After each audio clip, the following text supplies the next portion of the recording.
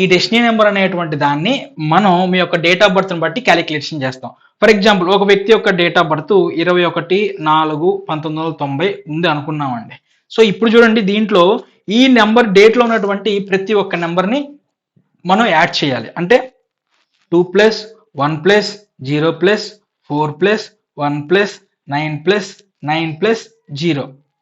Okay, ఇదేంటండి 2 1 3 3 4 7 7 1 8 8 2 10 17 17 అను ఒక 2 17 అను ఒక 9 వచ్చేసి 26 మనకి. 26 అంటే దీన్ని మళ్ళీ సింగిల్ డిజిట్ చేయండి. 2 + 6 = 8 అంటే ఈ వ్యక్తి యొక్క డెస్టినీ నెంబర్ అనేటువంటిది 8 వచ్చిందనమాట.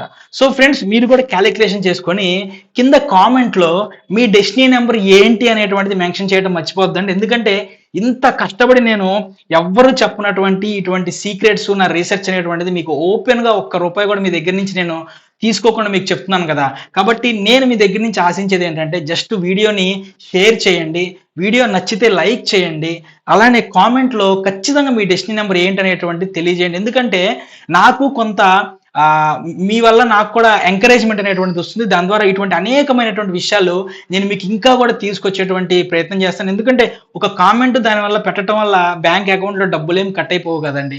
సో నా రిక్వెస్ట్ ఇది, ఓకేనా? ఇంత కష్టపడి చేసిన రీసెర్చ్కి నేను మిమ్మల్ని అడిగే రిక్వెస్ట్ అనమాట.